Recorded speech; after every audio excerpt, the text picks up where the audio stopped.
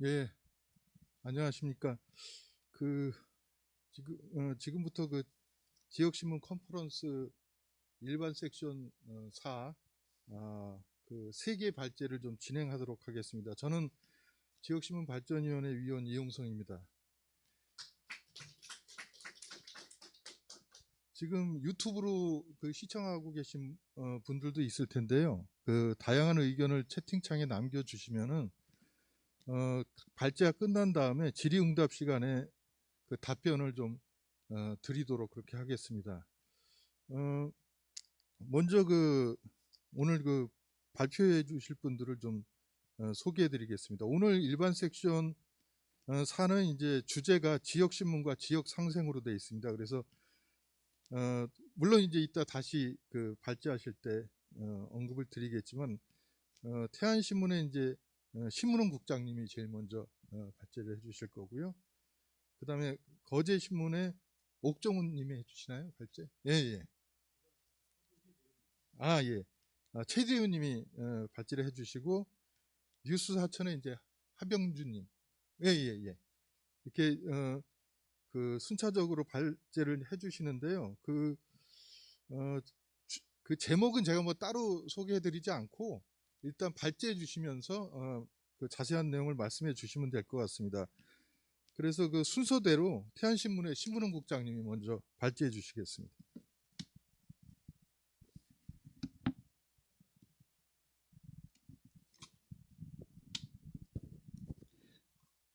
안녕하십니까. 오늘 귀한 시간에 지역신문과 지역상생 섹션에 영화 태안 공동체 상영을 통한 아픔의 역사 바로 알기라는 제목으로 첫 번째 발표를 하게 된 태안신문 편집국장 신문입니다. 반갑습니다.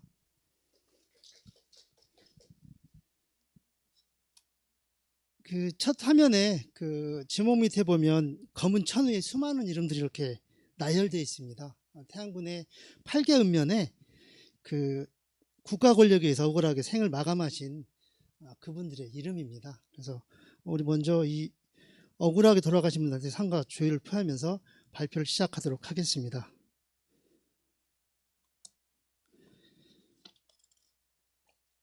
한국전쟁 당시에 이념과 상관없이 단순히 생명을 지키기 위해서 북한군에 동조했다는 이유만으로 국가 권력, 당시 경찰이죠. 경찰에 의해서 민간인들을 부역자로 몰아서 법적 판단 근거도 없이 임의적으로 학살된 태안 지역의 주민이 태안 민간인 학살 백서에 따르면 한 1200명이 넘는 거로 이렇게 집계되고 있습니다. 이 숫자마저도 사실은 굉장히 줄어든 인원인데요. 하여튼 최근에 나온 백서, 이 근거가 뭐냐면 이제 서산경찰서가 가지고 있던 그 서고에서 마지막 서류 정리하면서 이름만 밝혀진 사람이 1200명이고요. 이름 없이 아마 학살되거나 이렇게 생을 마감한 분은 더 많을 것으로 이렇게 추정을 하고 있습니다. 뭐 잘 아시겠지만 한국전쟁 이후에 그 연좌제라는 보이지 않는 굴레가 이 유족들한테는 이렇게 쌓이게 됩니다. 그래서 군사독재 시대 이후에 남은 유족들은 사실상 연좌제에 묶여서 숨을 죽이고 살아야만 했습니다. 내 의지와 무관하게 우리 부모가 가족들이 북한군에 협조한 사람이라는 낙인과 그 다음에 올가미가 씌워져서 유족들의 남은 삶은 모든 삶이 피폐해졌고 심지어 제사도 안 지내고 금방 행방불명된 거로 이렇게 얘기하는 그런 분들도 허다했습니다.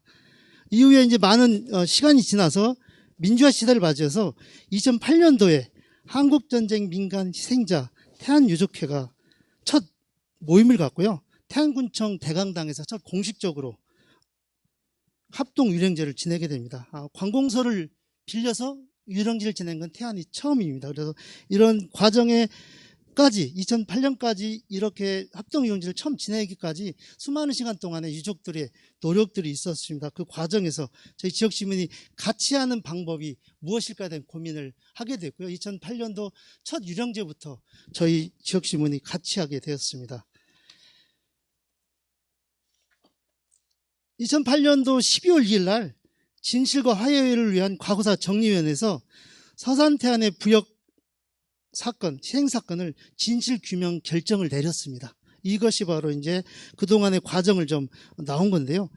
이후에 10년 동안 매년 저희와 같이 이제 합동 유령제를 지냈습니다. 그러면서 여론을 같이 형성해 왔고요. 그동안에 숨어있던 많은 유족들이 나도 희생자자, 나도 희생자자 이렇게 지역에서 선언을 하게 됩니다. 그래서 이후에 2018년도에 태안 유족회와 공동으로 숨겨진 역사를 바로잡고 억울한 죽음에 대해서 다시 찾아가자는 이유로 해서 다큐멘터리 영화 태안을 제작하게 됩니다. 이 과정에서 세월호 유족인 김용호 씨가 이 국가 권력의 희생에 당한 유족의 이름으로서 같이 이 영화에 동참을 하게 된다. 그리고 강희권 유족회 상임이사가 두 분이 주인공을 하고요. 구자한 감독이라고 경남 미디어위원회에서 다큐멘터리 영화를 많이 제작했던 감독님과 같이 2년간 태안 지역의 학살 현장을 같이 다니면서 유족들의 생생한 증언을 바탕으로 90분짜리 다큐멘터리 영화 태안이 탄생하게 됩니다. 저희들이 이제 2018년도에 제작을 시작해서 2020년도 다큐멘터리 영화제를 여러 군데 참여를 했었고요. 그런데 사실은 다큐멘터리 영화 자체가 사실은 상영관을 잡기 어려운 상황입니다. 그래서 공동체 상영을 경남에서도 했고요, 광주에서도 했고 몇 군데 했지만 실질적으로 공식적인 상영관을 좀 마련해서 해야 되겠다는 각오를 오래 하게 됐습니다. 그래서 어렵게 만들어진 이 영화가 좋은 작품에도 불구하고 영화제 말고는 제대로 상영할 수 없는 처지에 있어서 2021년도 올해 지역신문 발전 사업, 지역 제안 사업에 태안의 공동체 상영을 추진하게 됐습니다. 영화를 추진하게 된 이유는 그렇습니다. 공동체 상영을 통해서 살아남은 유족들을 당당히 국가 권력의 피해자임을 떳떳이 밝히는 계기를 마련하고요. 2차 피해 조사에 나설 동기부여를 마련하기 위해서 공동체 상영을 제안하게 되었습니다. 아직도 우리 어르신들 중에는 우리 부모가, 우리 형제가 이 당시에 어떻게 돌아가셨다는 것을 아직도 숨기고 계신 분들이 많이 있습니다. 그래서 그분들한테 국가 권력이 진실과 화해위원회를 통해서 1차 조사를 통해서 잘못을 인정하고 국가 배상이 이제 이루어졌는데요. 그래서 나머지 분들도 이 영화를 통해서 같이 좀 한번 더 나서자, 그런 의미에서 했고요. 그리고 또 특별히 이제 청소년들에게는 사실은 잊혀진 역사인데 아픔의 역사지만 바로 잡자, 그런 의미에서 청소년들과 같이 영화 감상문 쓰기 대회를 같이 믹서에서 하면 좋겠다, 그런 의지를 가지고서 접근해 가지고요. 그동안에 영화가 공동체 상에 이제 사실 코로나 상황 때문에 사실 반으로 줄어서 했지만 5회에 걸쳐서 매달 태안 작은 영화관 100석 규모의 영화관을 빌려서 공동체 상영을 진행해 왔습니다. 그러면서 청소년들에게는 그 감상문을 쓸 수 있는 시간을 가졌고요. 공동체 상영하는 모습입니다. 여기 지금 보이는 분이 가세로 태안 군수인데요. 이분이 2010년도 당시 서산경찰서 서장이었어요. 그런데 당시 경찰서장으로 처음으로 공식적으로 합동일영제에 참석해서 유족들의 사과하고요, 또 국가 권력에 희생된 모든 분들을 추모한다, 이런 공식적인 발언을 하시고 했습니다. 그리고 현재는 이제 지난 선거에서 이제 군수가 되셨어요. 경찰 퇴직하신다면서 5회 공동체 상영하는 내내 오셔가지고 다시 한번 유족들에게 그리고 지역 청소년들에게 역사를 바로잡기 위해서 노력하겠다. 그리고 희생된 유가족들을, 그리고 희생된 가족들을, 어르신들 추모하는 추모공원을 좀 조만간 세우겠다, 이런 약속을 좀 해주셨습니다. 그래서 이 속에서 여러 유족들이 이제 그동안에 숨겨왔던 유족들이 이 영화를 상영하는 걸 보고 공개적으로 이제 많이 나오게 됐습니다. 지역사회에. 그래서 저희들이 영화제가 단순히 그냥 그 공동체 상영에 그치는 것이 아니라 주인공으로 출연했던 김용호 씨, 그 다음에 강희권 이사, 정석희 회장님, 그리고 구자한 감독. 그래서 매번 하고 나서 그 감독과의 대화의 시간, 출연 배우와 대화의 시간, 그리고 또 실제 피해를 당했던 그 어르신들이 생생한 증언을 하는, 그래서 관객으로 참여했던 청소년들에게는 의미 있는 시간들이 되었다고 저희들 이렇게 판단하고 있습니다. 그래서 이번에 저희들이 이제 공동체 상영을 하면서 더불어서 청소년 독후감대를 하게 된 이유는 여러 가지가 있겠지만, 사실은 지역 청소년들에게 단순한 영화 상영이 그치는 것이 아니라 그동안에 교육적으로 숨겨졌던 것, 그리고 사실 왜곡돼서 알 수 있었던 이런 부분에 대해서 아이들에게 영화를 보여주고, 또 유족들과 대화할 시간을 통해서 변화된 모습을 보고 역사에 대해서 바로하는 계기를 좀 만들어보자, 그런 의미에서 저희들이 5번 동안 상영하는 동안 참석한 청소년들이 매번 감상문 쓰기대를 이렇게 준비해서 같이 만들었습니다. 그래서 이 친구들이 제출한 감상문하고 백서하고 그동안에 보도했던 여러 가지 것들이 오늘 지금 제가 올라오는 데 보니까 단행본으로 제작이 돼가지고 지금 태안에 도착했다고 좀 연락을 받았는데, 그래서 이 아이들의 감상문에 보면 정말 몰랐던 사실에 대해서 자기 할아버지 할머니 우리 가족들의 얘기를 몰랐던 것에 대해서 알게 됐다고, 그리고 또 국가 권력에 의해서 무참히 희생된 사건이 우리 지역에서 있었구나, 이런 변화된 모습들을 좀 볼 수 있었습니다. 저희들이 공동체 상영과 이렇게 이걸 하면서 또 신문은 또 같이 연계 사업을 추진한 게 있습니다.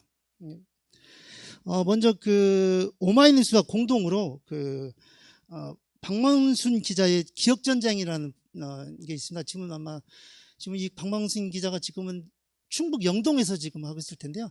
전국의 민간 희생자 지역에 같이 가서 지역 주민들과 같이 생생하게 기사를 오마이뉴스하고 우리 지역신문하고 공동으로 지금 8회에 걸쳐서 연속 인터뷰를 진행을 했습니다. 그래서 이분들이 대부분이 인터뷰에 응한 순간 벌써 내가 유족임을 밝히는 큰 용기를 내서 몰랐던 분들이 굉장히 많았습니다. 그래서 저희 신문에도 이 인터뷰 기사가 나간 뒤에 저분이 가족들이 저렇게 희생이 됐구나라고, 그리고 본인들도 스스로는 사실 그다음에 숨겨왔던 사실에 대해서 고백하는 그런 시간이 되었습니다. 그래서 이런 것들이 좀 같이 진행을 공동체 상영과 독후감 연계 사업으로 이게 공동 취재를 같이 보도를 했고요. 8회에 거쳐서 그다음에 유족회 정석 회장님이 더불어서 유족회 관련된, 그리고 이 민간 희생에 관련된 이런 부분에 대해서 계속적으로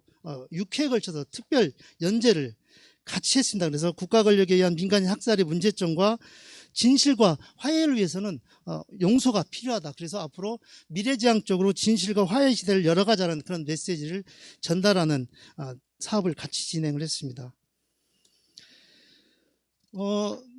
아까 말씀드린 대로 저희들이 이제 영화를 2018년도부터 2020년도 2년간 제작하는 과정에 있어서 첫 시사회를 사실은 종전 70주년을 맞아서 태안에서 2020년도에 진행을 했습니다. 첫 시사회를 했고요. 아까 말씀대로 광주하고 경남하고 지역에서 몇 군데 돌아가면서 유족회가 구성된 지역에서 초청을 해주셔가지고 공동체 상영을 진행했습니다. 그리고 이 영화가 이제 민간의 학살의 아픔을 담는다고 해서 국영방송인 KTV에서도 이 영화 제작 과정하고 이런 것을 좀 다룬 적이 있었습니다.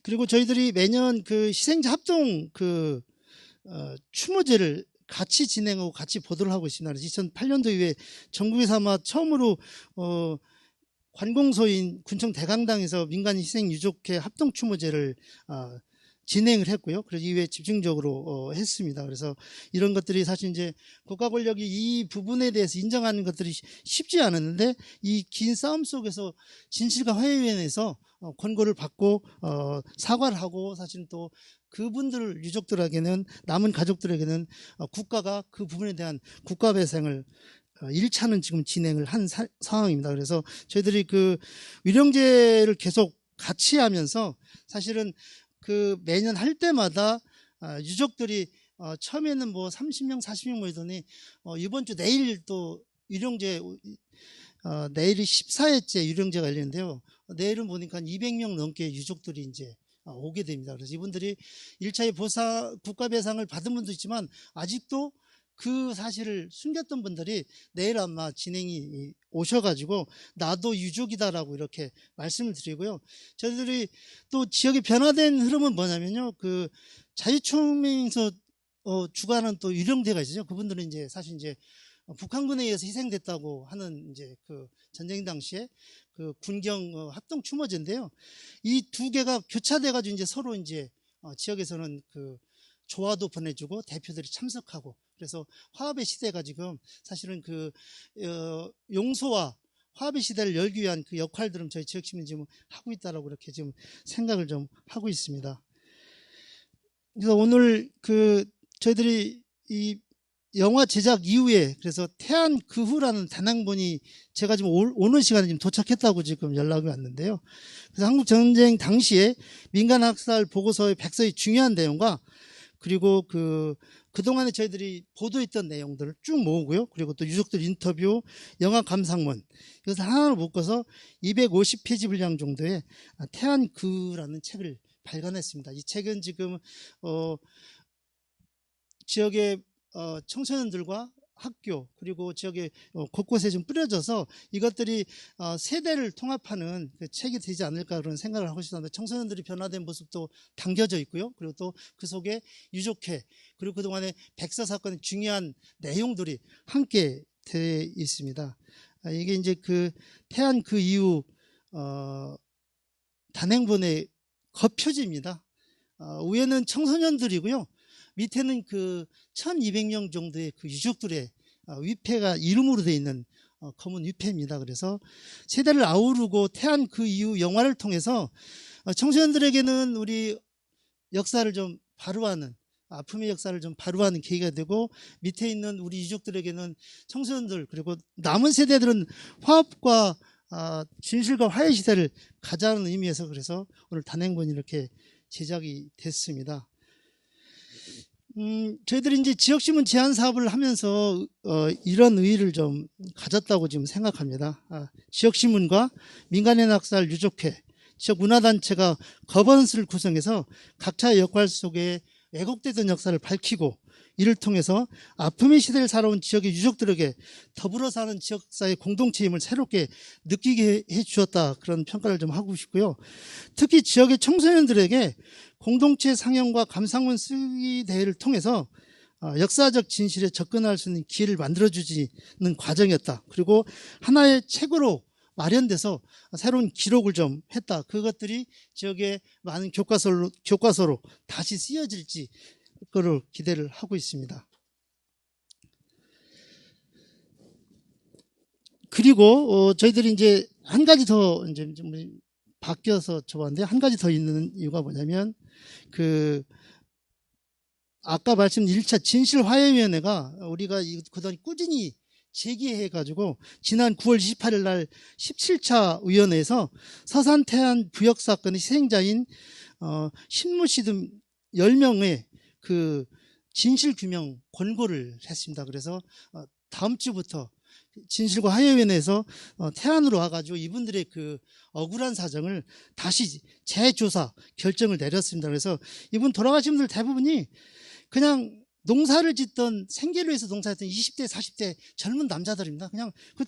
그래서 인민군 점령기에 그냥 살기 위해서 그냥 아무것도 안 했는데 경찰들이 철수하면서 인민군에 협조한 사람이다 해서 그냥 끌고 가서 그냥 어디 골창에서 바닷가에서 이렇게 희생된 분들입니다. 그래서 1차에 냈던 분들 말고 10분이 더 추가로 이제 우리 영화 만들고 보도하고 같이 하는 과정에서 이분들이 그럼 나도 용기 내서 우리 가족의 억울한 사정을 좀 국가 권력에서 희생된 것을 밝히고 찾아내야 되겠다 이런 각오를 가지고서 해주셔가지고 이분들이 아마 진실규명 대상자가 돼서 조사를 받고 나면 국가 권력에 의해서 희생된 것이 인정이 되면 아마 국가에서 배상을 해 주실 거라고 이렇게 생각을 하고 있습니다. 그래서 저희들이 이제 이 태안 그 제작한 이후의 과제는 저희 이렇게 생각하고 있습니다. 이번 제안 사업은 사실은 지역신문 발전위원회 지역 제안 사업으로 제출을 하면서 과연 이런 사업들을 해 주실까에 대한 우려도 사실은 했습니다. 그런데 지역신문 발전위원회에서 흔쾌히 그 저게 바로잡는 역사적 사실에 대한 그 한쪽에 왜곡된 것이 아니라 희생됐던 분들 그리고 국가 권력의 그 잘못을 인정하는 첫걸음이 되지 않았을까. 그래서 더구나 지역신문사 유족회 문화공치 우리 동네라는 그 세계 거버넌스가 협업 체제를 통해서 태안적의 올바른 역사를 바로잡기 위한 시작점이 되었다라고 생각하고요. 앞으로 3차, 4차 추가로 나오시는 분들한테 꼭 그분들도 진실과 화해위원회에 신고를 해서 그분들이 정당한 지나간 세월이지만 국가의 권력에 시행된 것에 대해서 보상을 받고 그분들이 떳떳하게 살아갈 수 있는 기회를 만들고자 합니다. 그리고 저희가 이제 지역신문이 다른 그동안에 언론이나 다른 기성 언론들이 소외시하고 그리고 역사의 진실을 밑에 깔아놨다라면 저희들은 이 문제를 지속적으로 민간인 학살 문제가 국가 권력에 의한 민간인 학살 문제에 대한 진실 규명을 해서 앞으로 남은 시간도 좀 계속 좀 노력을 하려고 하고요. 이것은 결론적으로 뭐냐면 아까 말씀드린 과거의 대립을 벗어나서 용서를 통한 진실과 화해 시대를 나가기 위한 시작점이다. 그렇게 생각하고 있습니다. 그래서 이것들이 어찌 보면 지역신문이 지역사랑이자 지역에 대한 사랑을 표현할 수 있는 그런 사업이 아니었는가 그렇게 자평하고 있습니다. 감사합니다.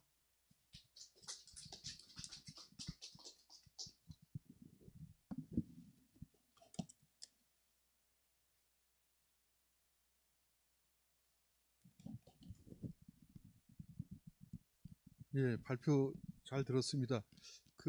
태안의 아픈 현대사를 복원하고 그걸 계기로 또 추가적인 진실 규명도 하고 또 지역에서 상생과 화해 이런 것을 이끄는데 지역신문의 역할을 좀 볼 수 있었던 발표였던 것 같습니다. 이어서 거제신문이 해양 환경오염 관련된 발표를 해주시는데 아마 취재 보도 제작하신 분들은 옥종훈, 이남숙, 최대윤 세 분인 것 같습니다. 근데 발표는 최대윤님이 해주시도록 하겠습니다. 예. 안녕하십니까. 저희는 거제신문 이남숙, 네, 최대윤, 옥정훈 기자입니다.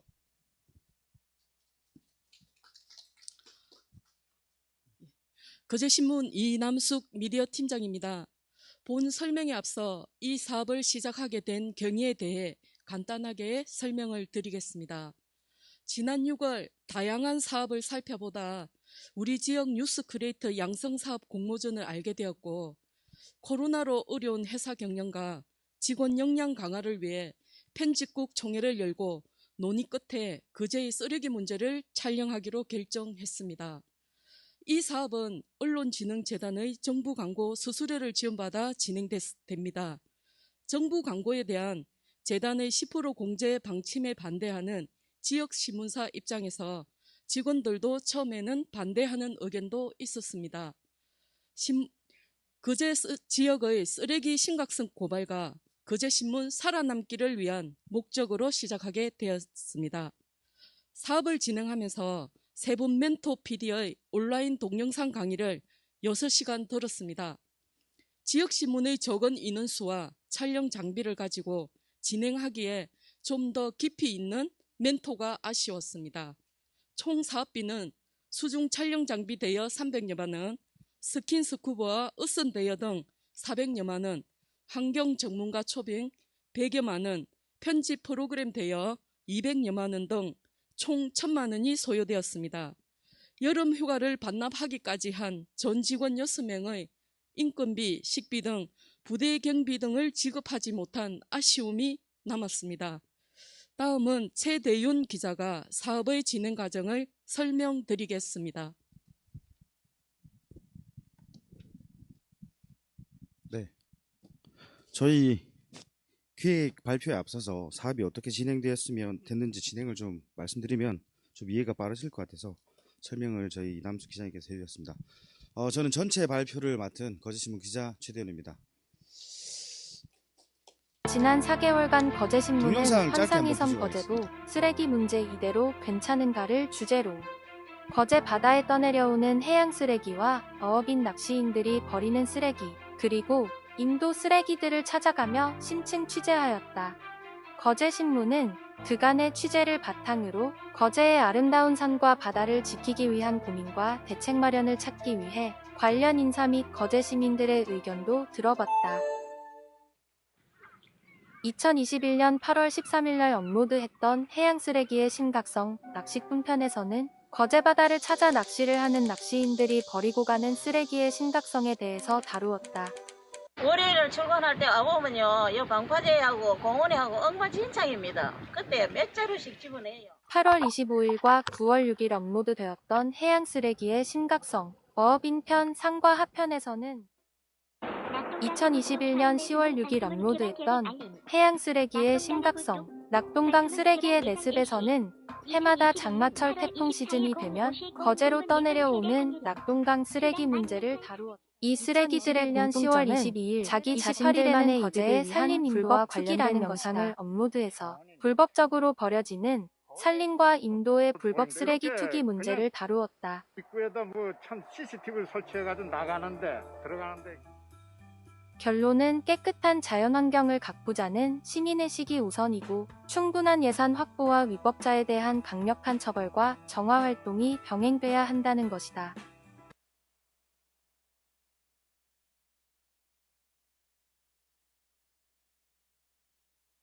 죄송합니다. 네, 동영상 잘 보셨나요? 저 혹시 바다 좋아하십니까? 대답 좀 해주시면 감사하겠습니다. 바다 혹시 좋아하세요?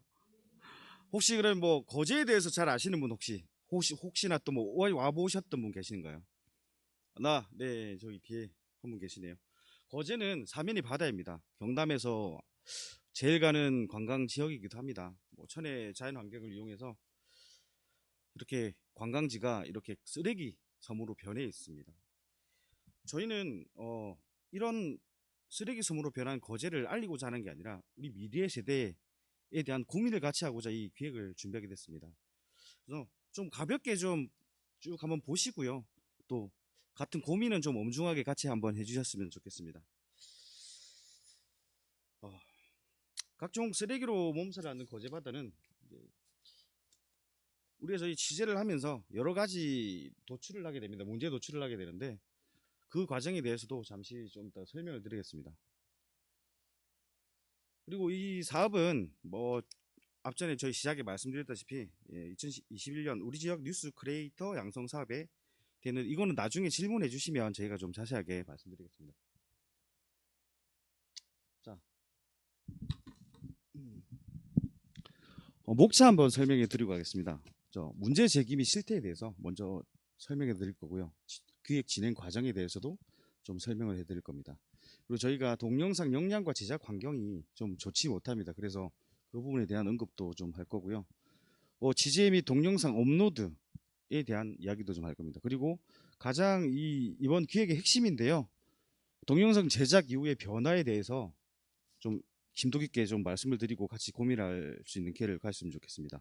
그리고 제작 및 단계에서는 뭐 마지막에 또 질문과 함께 또 고민을 할 수 있었으면 좋겠습니다. 먼저 문제 제기 및 실태입니다. 거제 지역은 2011년 한 해에 우리가 시에서 조사를 한 결과가 있습니다. 지금 이 자료에는 2011년 한 해만 8,000톤 되어 있는데 이게 한 해가 아니라 7, 8, 9월 석 달간입니다. 그리고 옆에 자료를 보시면 2018년 기준 발생량 전국 쓰레기 발생량이 해양 쓰레기 발생량이 14만 5천 톤입니다. 이 전국 발생량과 거제 석 달을 비교해 보시면 아시겠지만 심각한 수준입니다. 그리고 현재 거제시 예산 7, 8억인데요. 지금은 조금 조정이 됐습니다. 저희가 지재를 하면서 10억 정도로 예산이 올랐습니다. 수집량은 1,300톤 정도. 8,000톤 석 달에서 나오는 것에 비해서 역시나 좀 부족한 실정입니다. 그리고 최근 경남에서도 이렇게 조사를 했는데 이 낙동강 7, 8, 9월에 이 태풍이 불고 이러면 낙동강 하구원이 문을 엽니다. 개방을 하면 육지에 있는 쓰레기가 각각 전국에 거제뿐만이 아닙니다. 고성, 통영, 진해 곳곳에 이렇게 침식하게 되는데 이때 쓰레기 했던 발생량이 8,010톤. 그 중에서도 거제만 3,593톤 정도가 나오게 됩니다. 자, 이렇게 여러 쓰레기가 보이는데요. 이게 쭉 한번 보시면 낚시객들 쓰레기부터 밀려온 쓰레기, 어민들 쓰레기 많이 보실 수 있을 것 같습니다. 그리고 그 한국해양과학기술원이라는 곳이 있습니다. 여기서 미세 플라스틱이라든지 이런 걸 조사한 결과가 매년 거의 조사를 하고 있습니다. 근데 거제 지역 같은 경우에는 거의 세계 전 세계에서 가장 심각한 수준이라고 이렇게 말을 하고 있습니다. 그래서 우리가 이 문제에 대해서 동영상을 제작하기에 앞서서 저희는 사실 지면을 통한 신문이 익숙합니다. 그래서 지면 말고 동영상을 제작할 거면 동영상에 가장 적합한 주제가 무엇일까를 좀 생각하게 했습니다. 그리고 먼저 주제를 정함에 앞서서 그런 주제를 정함에 앞서서 거제 지역 쓰레기 문제의 원인 찾기에 먼저 나섰습니다. 그리고 찾아보니까 처음에는 낙동강 쓰레기 심각하지 않을까 이렇게 생각했다가 여러 가지 문제를 접하게 됩니다. 그래서 원인 처음에는 외부 쓰레기입니다. 거제 지역에 오는 쓰레기가 거제 지역에서 발생하는 게 아니라 낙동강이나 통영, 인근 통영, 고성 또는 해외, 일본이나 동남아, 중국에서 유입되는 쓰레기도 발견이 되고 있다는 것이었습니다. 그리고 두 번째는 거제지는 당연히 관광지다 보니까 외부 인원들이 많이 찾아옵니다. 그러다 보니까 또 행락객이나 캠핑객들이 이렇게 많이 찾아오는데요. 저희 대표적으로 보면 거제지는 낚시객들이 되게 많으세요. 그래서 우리는 우리 캠핑족들 많이 쓰레기 버리고 하시잖아요. 거제에는 낙박족이라고 있습니다. 그런 쓰레기도 많았고요. 다음에는 이게 가장 어떻게 보면 저희가 이번 취재하면서 좀 심층 좀 깊게 다뤘던 부분인데요. 어업인들입니다. 바다의 주인인 우리 어업인들이 버리는 쓰레기가 생각외로 심각하다는 걸 알 수 있습니다. 그리고 동영상 제작은 7월 15일 동영상을 시작해서 최근이죠. 11월 9일 날 10편을 모두 제작했습니다. 저희가 이 자료를 제출할 당시에는 4편 정도가 업로드 되었습니다.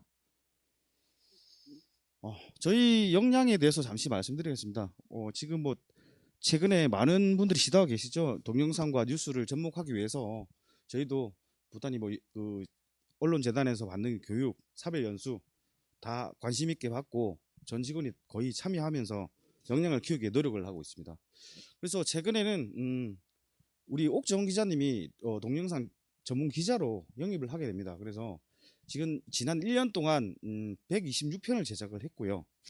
그다음에 가장 많이 나온 뷰수는 13만으로 되어 있는데 자료에는 현재 저희가 확인해 보면 14만이 조금 넘습니다.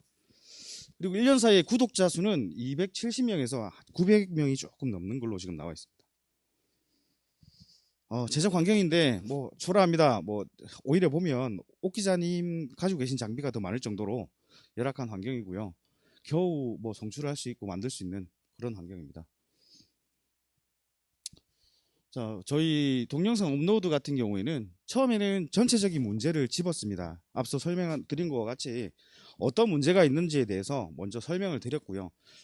이런 게 있더라라고 우리 시청자분들은 알 수 있게끔 이렇게 만들었습니다. 그리고 2차 업로드 같은 경우에는 이제 다양하게 낚시객들이 또 많으시니까 이 부분에 대해서도 가볍게 좀 지나갔습니다. 그리고 취재를 하는 도중에 예상은 했지만 어업인들에 대한 이런 쓰레기 투기 문제가 심각하다는 알고 상하편으로 나눠서 집중적으로 좀 다뤄봤습니다. 자, 이게 저희가 동영상 업로드한 그 썸네일인데요. 첫 번째 같은 경우에는 바다에서 이제 낙동강에서 사고에서 몰려오는 쓰레기를 모아놓은 곳입니다. 종합적으로 모아놓은 곳이고, 두 번째 사진 같은 경우에는 어민들이 보는 폐어구들 보이시죠? 통발이고 이런 거 바다에서 저희가 수거해서 이렇게 올려놓고 한 모습이고요. 세 번째 사진이 아니라 두 번째 사진하고 세 번째 바뀌었네요. 이번 사진인 이 낚시객들, 관광객들이 버리신 쓰레기입니다. 그리고 자, 여기서 쓰레기 쭉 보시면 낚시객들 버린 쓰레기도 보이시고 여러 가지가 보이실 겁니다. 수중 촬영도 저희가 직접 나섰습니다. 저희 옥정 기자님 같은 경우에는 다이버 프로를 자격증을 가지고 계셔서 제작비도 좀 아끼기 위해서 좀 많이 하셨고요. 저 제작을 위해서 살을 한 10kg 정도 빼셨습니다. 그래서 거의 살신성인 하셔가지고 제작을 했습니다. 그리고 저희는 이 계절 자체가 휴가철입니다. 그래서 저희는 휴가를 거의 반납하다시피 해서 이 동영상에 올인했습니다. 자, 동영상 제작 후 찾아온 변화를 말씀드리겠습니다. 가장 중요한 겁니다. 사실 실천을 우리가 사실 신문을 만들고 보도를 하고 독자들에게 전달하는 것까지는 좋지만 사실 실천까지는 힘든 일이라고 생각을 합니다. 근데 저희는 이런 면에서 이번 저희 제작 기획이 참으로 괜찮았다고 저희 스스로가 위안을 삼고 있습니다. 네, 첫 번째는 동영상 업로드 이후에 자원봉사자 어민들이 낚시 동호인들이 스스로 정화 작업을 하십니다. 영상도 보내주셨고요. 아, 우리 이렇게 쓰레기 치웠습니다. 우리 낚시인들이 다 이런 사람들만 있는 거 아닙니다. 이러면서 청소하는 동영상도 보내주셨고요. 그리고 이 고발에 대한 메시지, 우리 신문사 홈페이지, 전화, SNS, 그다음에 유튜브 댓글을 통해서 이렇게 많이 해주셨고요. 가장 큰 변화입니다. 거제시 공무원들 그리고 시의원들, 시장님까지 나서셔서 저희가 도와드릴 부분은 없겠나? 혹시 뭐 조례를 개정할 부분이 있으면 같이 좀 동참했으면 좋겠다. 이런 부분을 해서 저희 나중에는 지금 한 8편, 7편 정도 되면 이제 이분들이 참여를 하셔가지고 인터뷰도 하시고 하겠다고 약속도 하십니다. 그리고 가장 큰 뭐 포인트는 깨끗해졌다였겠죠. 솔직히 말씀드리면 아직까지는 좀 많이 부족합니다. 그렇지만 저희가 적어도 지절했던 동네, 그 지역, 그곳에는 쓰레기가 지금 많이 깨끗해진 상태입니다. 그리고 저희 지면 신문을 통해서 또 같이 동영상과 함께 송출하면서 시너지 효과를 좀 극대화했습니다. 같이 신문과 동영상을 같이 송출하면서 독자들에게 이해도를 좀 높이기 위해서기도 하고, 또 지역 신문에는 또 어르신들은 아직 동영상 잘 못 보시거든요. 그래서 신문으로 이렇게 제작도 했습니다. 자, 이 변화에 대해서 보시면 7월 28일 날 저희가 동영상을 촬영했습니다. 그리고 8월 30일 같은 장소입니다. 한 달 정도 지나지 않았는데 상습 구간이거든요. 사실 저희가 지시했던 곳은 이렇게 변했습니다. 그리고 8월 3일과 8월 20일입니다. 이 경우 같은 경우에는 낚시객들이 버린 쓰레기가 모여 있는 곳이거든요. 근데 낚시 동호인들이 치우셨어요. 치우시고 동영상을 쓰레기 치우는 과정부터 해서 동영상을 저희 보내주셨고, 저희는 또 이 영상의 일부분을 담게 됩니다. 다음은 13일에서 20일 동영상인데요. 어민들이 버린 폐어구 쓰레기입니다. 일주일 정도 나간 지는 한 일주일이 채 걸리지 않았던 것 같습니다. 그 사이에 이렇게 치웠다고 연락을 또 동네 주민들이 연락을 주셔가지고 가보니까 깨끗하게 치워있는 이렇게 정돈된 모습이 보였고, 이 사진을 찍고 간 다음에는 시에서 처리를 하고 지금은 물량증 깨끗하게 되어 있습니다.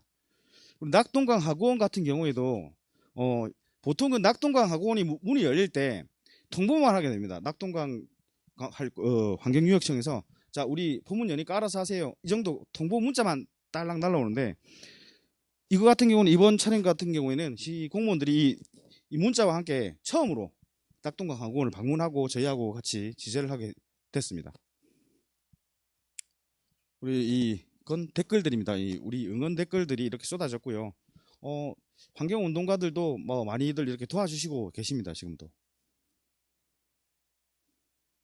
네, 마찬가지고요. 그래서 저희 마지막으로 보면 제작의 한계 및 과제를 설명을 좀 잠시 드리겠습니다.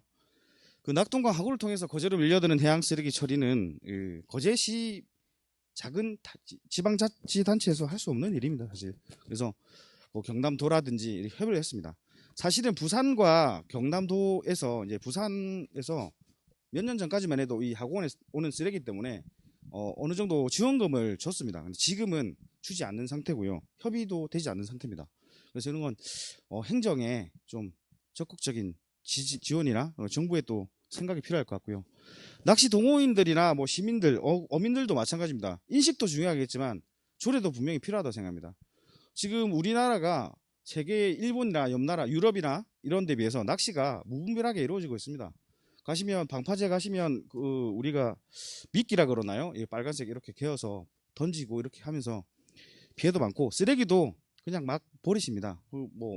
아무 때나 가서 버리시고 수거하는데 단속 요원도 없고, 그래서 이 모든 사람들이 고민을 해야 되고 또 필요한 조례를 만들어야 되지 않을까, 그렇게 생각을 합니다.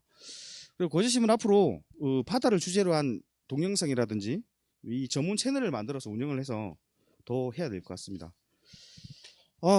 저희가 만들어내고 실천한 작은 결과가 거제신문을 비롯한 지역신문이 가야 할 길이고, 또 이번 주제와 같이 상생해야 될 길이 아닌가 생각합니다. 주제 발표를 마치겠습니다. 감사합니다. 네, 반갑습니다. 제 소리 잘 들리나요? 네, 방금 소개받은 뉴스 사천 발행인 하병주라고 합니다. 반갑습니다. 예, 제가 오늘 여러분께 들려줄 이야기는 저희 신문사가 국어문화원연합회에서 진행하는 사업에 공모 신청을 해서 선정이 되었고 또 그 진행한 결과를 뭐 아주 거대한 건 아닙니다만 작은 경험을 공유하려고 이렇게 나왔습니다.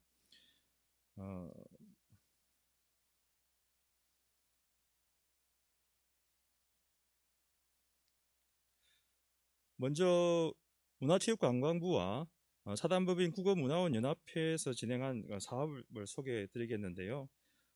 쉬운 우리말 쓰기 사업입니다. 특히 이제 공공언어라고 하는 것이 일반 국민 대중 아주 폭이 넓은 분들이시겠죠.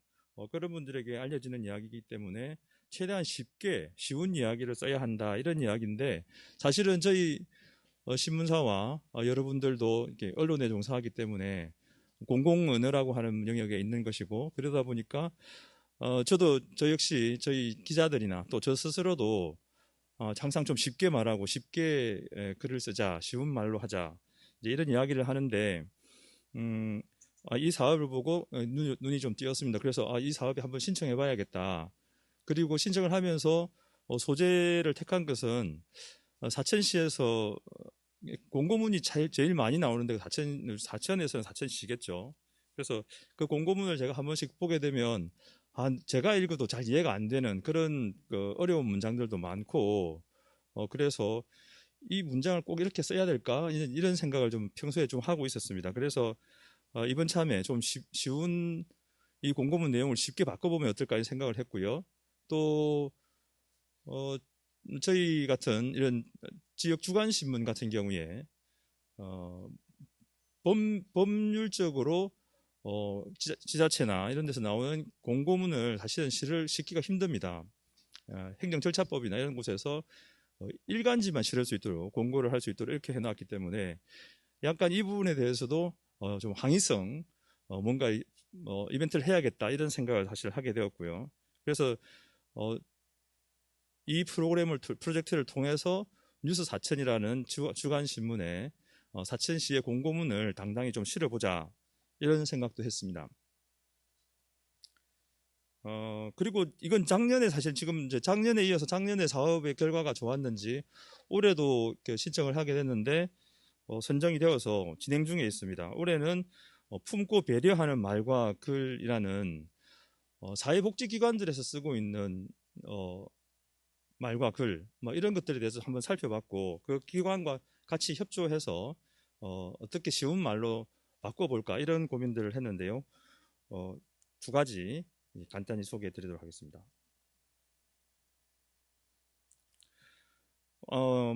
말씀드린 것처럼 공고문은 누구나 좀 이해할 수 있어야 되는데 너무 지금까지는 이 공고문을 써서 이제 발표하는 쪽에서만 항상 좀 이해하고 듣는 쪽에서는 이 말을 이제 이해할까 이런 고민을까지 하는지도 사실 좀 모르겠더라고요. 그래서 좀 최대한 쉽게 해야 된다는 거였고 여전히 그 공고문을 보면 관에서 나오는 공고문임에도 불구하고 이제 한찬씩 일본식 어투가 많고 비문들도 많습니다. 그래서 그런 것들을 한번 좀 개선해서 보통 공고문들이 제가 보니까 관료 조직 사회에서 선임 앞에 일을 했던 분들이 이렇게 만들어 놓고 간 공문들을 그 다음 또 사람이 오면 또 그걸 같이 참고를 해서 이렇게 거의 약간 시기만 바꿔서 제목만 약간 바꿔서 이렇게 다시 또 반복해서 쓰는 경우가 많기 때문에 잘 안 바뀔 것 같더라고요. 그래서 이번 참에 이렇게 한번 바꿔 놓으면 그분들도 좀 도움이 되지 않을까 이런 생각도 했습니다. 이 시스템은 지금 여기 제가 있죠.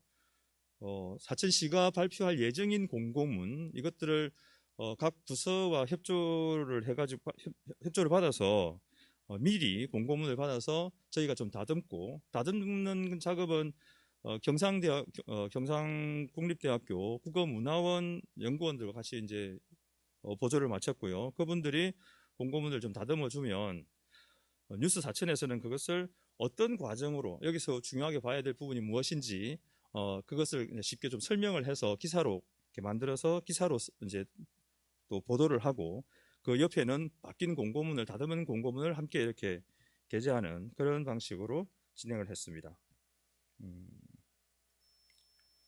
네, 방금 말씀드린 내용이고요.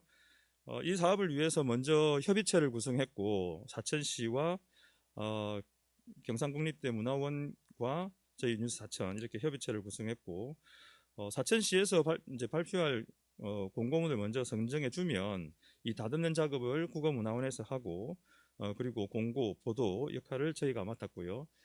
총 20회 했는데 그 마지막 결과물을 책으로 엮어서 발표를 했습니다. 그 책이 아마 여러분 앞에 있을 것입니다. 네. 이 사업은 3월에 공모가 있었고 저희가 선정이 되었고요.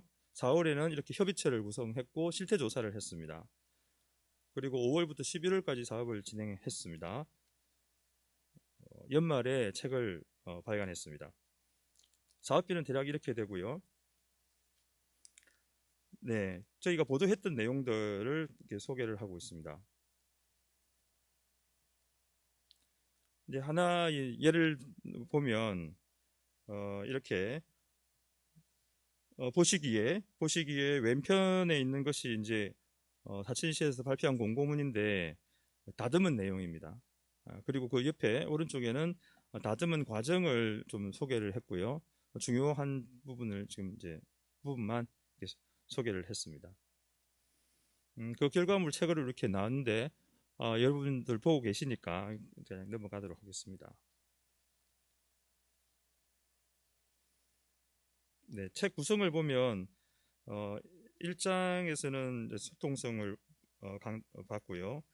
그 다음에 2장에서는 표현, 그리고 3장에서는 맞춤법과 어휘, 그리고 부록 이렇게 구성을 했습니다. 책 총 우리가 20회 보도를 했기 때문에 그 중에 하나만 보면요. 처음에는 이렇게 공고문, 원문을 실었고 원문에서 이렇게 표시를 좀 했습니다. 이제 생각해 볼 부분들을. 그리고 여기에 대해 옆에 있듯이 훑어보면 생각해 보기라고 하는 걸 해서 하나하나 꼼꼼히 좀 생각해 봐야 될 부분들을 구체적으로 짚었고요. 네, 그것을 다시 이제 새롭게 보기 이렇게 하고 이제 기사를 쓰고 이렇게 했습니다. 부록으로 약간의 내용들을 더 첨부를 해서 책이 완성되었습니다. 이번 이렇게 해서 이제 사업을 해봤는데 어떤 의미라고 하면 대학과 언론 지자체가 이렇게 세 박자가 좀 잘 맞았다 이런 점을 먼저 말씀드릴 수 있겠습니다. 사실 그 사천시에서 특히 담당 부서의 공무원들이 자기들이 작성한 공고문을 누군가에게 공개적으로 이렇게 마치 이게 점검 받듯이 또는 이렇게 지적 받듯이 이런 좀 유쾌하지 않을 수 있는 일인데도 또 흔쾌히 하겠다고 이제 해주셨고요. 그리고 또 경상국립대 국어문화원에서도 이게 사실은 매우 쉽지 않은 일이었는데 하면서 우리 이번 기회에 알게 된 게 그 기관에서 발표하는 공고문이 아주 매우 어렵고 특히 법률적인 행정적인 여러 가지 의미들이 함축되어 있기 때문에 그 말들을 쉽게 바꿀 수가 없다 이런 점도 깨닫게 됐습니다. 그래서 이 다듬은 글을 다시 시 담당 주무 부서에 줘서 문제가 없겠느냐, 의미가 변화되는 곳은 없느냐 이런 것들을 계속 챙기면서 갔기 때문에 상당히 힘은 들었다 이렇게 말씀드릴 수 있겠습니다. 네, 전체적으로 이렇게 쉬운 말로 바꿨다는 데 의미가 있는 거고요. 책이 나오자 이 책도 이런 책 종류가 잘 없다더라고요. 저희는 잘 모르는데 그냥 해본 것일 뿐인데 실제 공고문을 자료를 만들어서 가지고 이렇게 정리한 책이 거의 없다 이런 이야기를 들었습니다.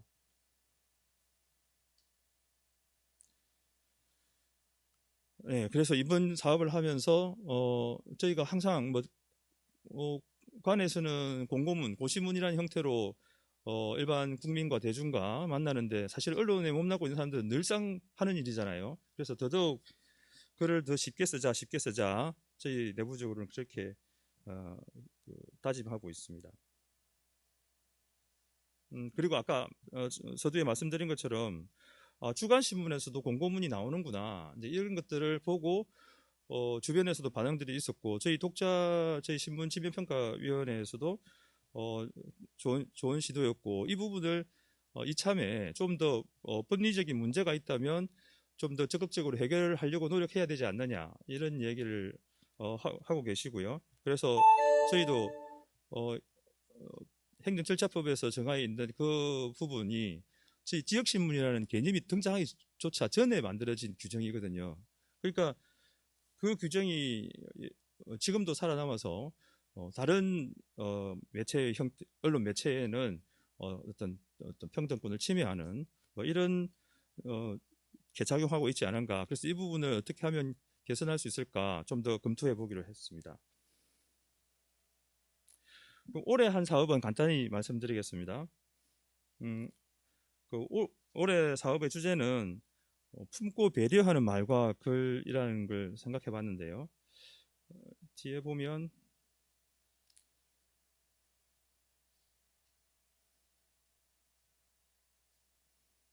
네, 제가 좀 거꾸로 가겠습니다. 여기 보면 사진 한 장을 봤습니다. 어르신요, 논 밭두렁 태우지 마이소. 산불 나면 동네 산 다 탑니다.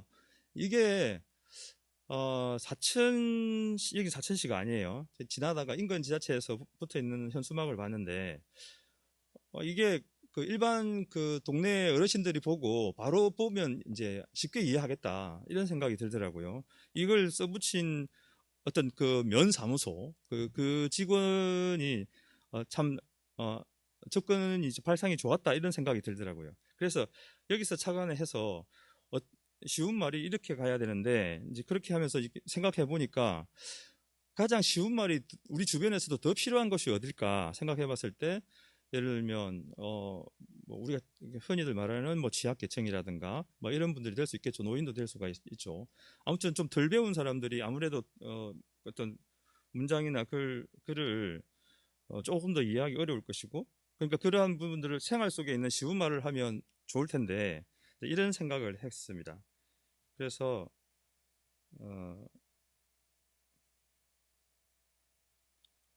품고 배려하는 말과 글이라는 이런 주제를 생각하게 되는 것이고요.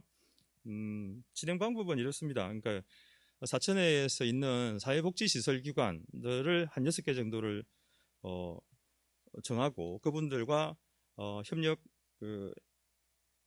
MOU를 맺고 그들의 누리집이 그러니까 그 대중과 만나는 공간이기 때문에 그 누리집을 하나하나 살펴보고, 이제 그러니까 각 기관에서는 자기들이 쓰는 쉬운 말들을 써놨는데 과연 이 말들을 이걸 읽는 분들이 사업 서비스를 받을 대상자들이 잘 이해하겠습니까? 라고 하면서 이제 질문을 던지면서 그분들도 공감을 하시더라고요. 그러면서 하나하나 표현들을 바로 잡아 나가는 그런 작업들을 했습니다. 이 역시 그분들이 또 조금은 불쾌할 수 있고 그럴 수 있었음에도 또 흔쾌히 우리가 토론을 할 때 매번 우리 국어문화원 연구원들과 토론하는 자리에 참석해서 자신들의 의견도 이야기하고 하면서 또 너무 국어문화원에서 국어학적으로만 접근하는 거 아닌가, 그런 이야기들도 해가면서 충분히 토론하면서 진행이 되었다는 게 의미가 있겠습니다. 이런 복지기관들이 같이 했습니다. 네, 뒷부분은 간단하게 소개를 하겠습니다.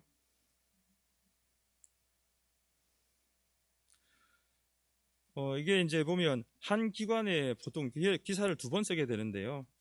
첫 번째는 이제 1편은 누리집에 있는 표현들을 위주로 봤습니다. 표현들 위주로 살폈고, 두 번째는 표현에 있어서 어떤 한 단어가 갖는 함축적 의미들이 있고 잘못 사용할 수 있고, 이게 이제 소위 말하는 그 여러 가지 표현 속에서는 차별이라는, 우리도 모르게 차별이라는 것들을 내재하거나 이렇게 담고 있는 경우들이 많기 때문에 그런 단어 하나하나에 대한 의미들을 뜯어보면서 다시 한번 이런 단어를 계속 써야 하는가 말아야 하는가, 다른 대체어가 없을까, 이제 이런 것들을 토론 방식으로 해서 찾아 나섰습니다.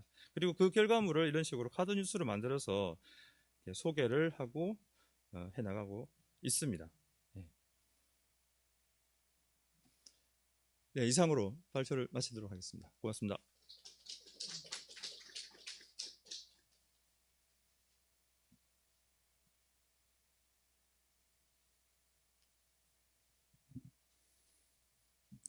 네, 뉴스 사천의 하병주 발행인님의 발제 잘 들었고요. 그 국립국어원 그 사이트에 가 보면은 뭐 그 보도 문장이라든가 보도 자료, 공공 언어 관련된 자료들이 많이 있는데, 이렇게 그 공고문 관련해서 또 지자체 공고문을 정리한 자료는 제가 처음 보는 것 같습니다. 그래서 의미가 있는 것 같고요. 그 오늘 그 발제해 주신 분들 앞에 나오셔서 시간이 뭐 많지는 않은데 그래도 간단히 질의응답 시간을 좀 갖도록 하겠습니다.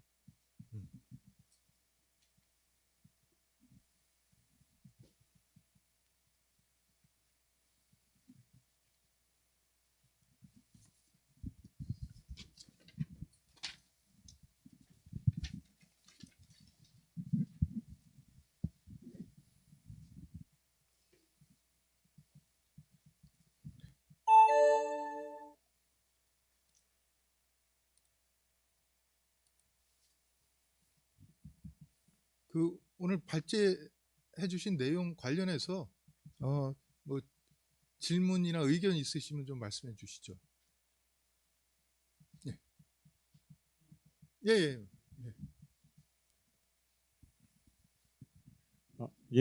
예. 저는 옥천신문에서 왔는데요. 저는 저기 뉴스 사천의 하병주 대표님께 한번 말씀을 좀 더 설명을 듣고 싶은 부분인데, 저희도 사실 이게 지역 신문도 당연히 그 정부 공고라든가 이런 것들을 가능해야 되는데 사실 말씀하신 것처럼 인정되지 않고 있거든요. 그러니까 왜 지역 신문에 이런 정부 공고래 그런 것들이 게재가 가능해야 하도록 관련 법이 바뀌어야 되는지에 대해서 추가적인 설명 좀 부탁드립니다. 네, 얼마 질문을 해주신 분께서도 스스로 잘 알고 있지 않을까 싶은데요. 그러니까 이제 각 지자체에서는 정부에서 일어나는 전 국민을 대상으로 이야기해야 될 내용들이라면 전국 일간, 중앙 일간지나 이런 쪽에서 하는 게 맞을 거고, 지자체에서 일어나는 정도의 일이라면 충분히 그 지자체 내에서 공고가 되고 또 발표되는 것이 충분히 소통이 될 수 있다고 저는 생각합니다. 그럼에도 불구하고 그것을 과도하게 해놔서 그것이 이제 어떤 사회적 작용이 일어나는지는 또 언론인들이라면 아실 텐데, 또 여기에는 또 일간지에 참여하고 계신 분들도 있으니까 자세히 말씀드리지는 않겠지만 이 한 가지만 말씀드린다면, 어쨌든 이게 그 아까 말씀드린 것처럼 어떤 그 행정 행위를 할 때 이러이러한 절차를 따라서 해라라고 하는 게 행정절차법에 나와 있는데, 그 행정절차법이 매우 오래전에 만들어졌고 그때는 주간지라는 개념도 없었던, 그 이제 언론 신문이라고 하면 신문 하면은 이제 일간지와 지역 일간지 뭐 이런 개념만 있었기 때문에 그렇게 표현되었던 거 아닌가. 그게 이제 너무 오랫동안 지금 굳어져 있는 것이라고 생각하고요. 이게 헌법에서 근법적 관점에서 바라보더라도 그 다른 여러 가지 이제 언론 매체들이 많아졌는데 꼭 주간지만 이야기하는 것은 아닙니다. 다양한 언론 매체들이 생겼기 때문에 그러한 것들이 이제 평등권을 침해한다, 이렇게 볼 수 있겠습니다. 네, 이어서 말씀해 주시죠. 주간지가 하나 둘 셋 안 들어오나요?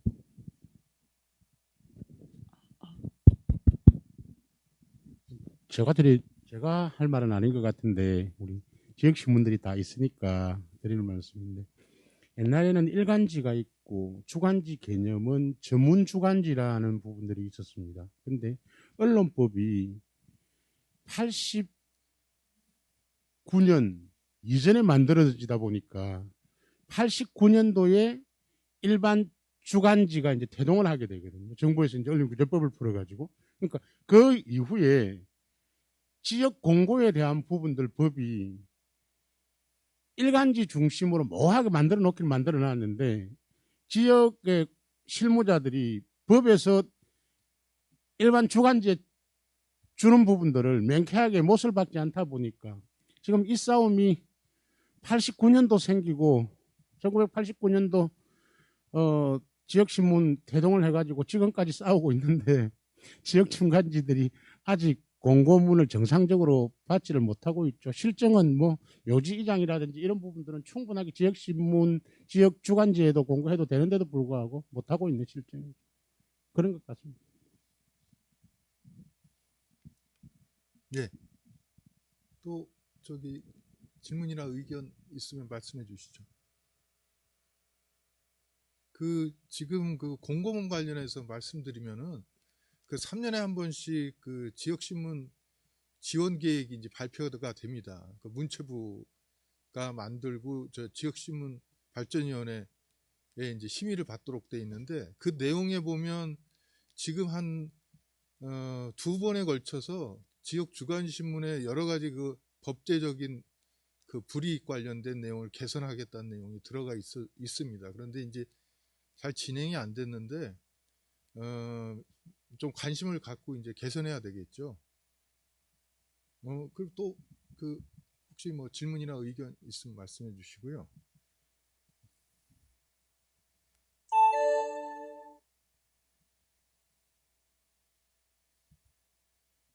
그럼 뭐 제가 좀 그 질문 좀 드리면은 먼저 그 거제신문의 이제 최대훈님한테 좀 질문 드리자면 아까 그 이 내용을 영상으로도 제작하고 신문 기사료도 만들었다고 말씀드렸잖아요. 네네. 근데 그것에 이제 물론 이제 딱 분류하기는 어렵지만 그 영향 결과는 이제 어떤 반응으로 나타나는지 아까 이제 그 신문 기사는 나이 드신 분 어르신을 뭐 대상으로 했다고 말씀하시긴 했는데 그 영상과 그 신문 기사 거기에 이제 어떤 반응이 있었는지 상이한 반응이 있었는지 저희 뭐 다들 뉴스 제작해 보시면 아시겠지만 유튜브에 뉴스로 제작을 하면 조회수가 상당히 좋지 않습니다. 근데 저희 같은 경우에는 재고 작은 경우에도 2,000회를 상회했고요. 평균 2,000에서 4,000회 사이 정도가 되고 있습니다. 그리고 요즘 느꼈는지 모르겠지만 지역신문 주간지 특히 같은 경우에는 젊은 사람들이 인터넷으로 많이 보시죠. 지역신문은 또 종이로 가는 우리 지역신문 같은 경우에는 어르신들이 저희 거제신문 같은 경우는 당연히 역사가 있기 때문에 줄을 서서 기다리십니다. 이렇게 가시면 기다리시고 저희 같은 경우에도 또 독자들을 이렇게 의견을 듣는 코너가 있습니다. 그런 코너에 보면 이번 뉴스를 잘 봤는데 이런 문제는 같이 의논해야겠다. 이런 의견을 또 주시기도 하거든요. 그리고 신문에는 댓글이 이렇게 저희 같은 경우는 많이 달리고 있습니다. 지금. 그리고 저기 오늘 발제해 주신 그 3, 4에 다 공통적인 질문인데 물론 이제 그 뉴스사천의 경우는 지금 추가적으로 진행하는 사업 내용도 좀 소개해 주셨는데 이게 지금 캠페인에 가까운 지금 뭐 보도라든가 이런 걸 하고 계신데 이게 계속 지속이 돼야 되거든요, 사업을. 그리고 그런 내용들 또 말씀해 주셨습니다. 그래서 그 앞으로 지속해야 될 그 방향 그거 좀 간단하게 좀 쭉 얘기해 주시죠. 예.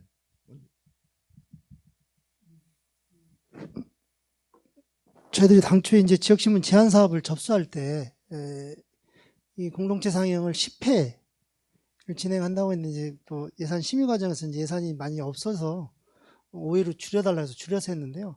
내년도 이건 지속적으로 좀 공동체 상영을 했으면 좋겠다. 그리고 아이들 할 때마다 어른들과 아이들이 같이 영화를 보고 같이 또 그 유족들하고 대화하는 시간 보면서 아이들이 변화하는 모습을 확인할 수 있었거든요. 그래서 교육적인 측면도 있다. 그래서 내일 이제 추모제 하면서 그 작품 중에 이제 감상문을 아이들한테 동기부여를 해서 사실은 이제 1회로 했습니다. 그래서 우리 뭐 도지사, 교육감, 교육장, 군수 뭐 이렇게 해서 한 6부분의 시상을 아이들한테 좀 인센티브를 주기 위해서 그 시상과 또 유족회에서 우리 아이들한테 장학금을 주었습니다. 그래서 이것들이 지속적으로 된다라면, 예, 뭐 올해는 그 작품을 책으로 또 만들었지만 내년에 이제 코로나 때문에 사실 관객 인원도 반으로 줄여서 입장시키고 횟수도 반으로 줄였습니다. 내년 좀 상황이 좋아지면 이런 것들이 지속적으로 쭉 되면, 다큐멘터리 영화 만드는 분들 제일 어려움이 뭐냐면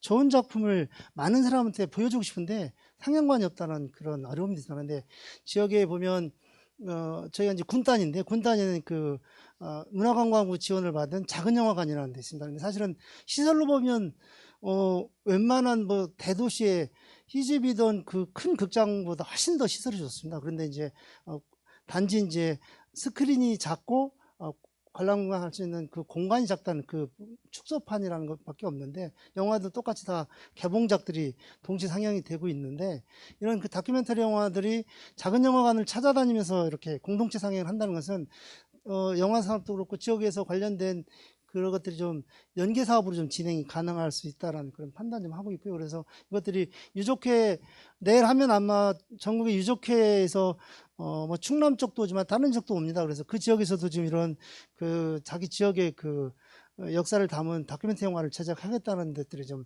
나타나고 있습니다. 그래서 이것들이 좀, 이런 그 영화 제작할 때는 저희들이 사실 이제 지원을 못 받았지만 이런 것도 다른 지역도 이렇게 같이 지원을 해주면 지역시민의 역할로서 사실 이제 같이 이미지를 넓혀갈 수 있지 않을까. 그래서 그동안에 다른 언론들이 사실 이제 뭐 만지기 싫어하는 주제죠.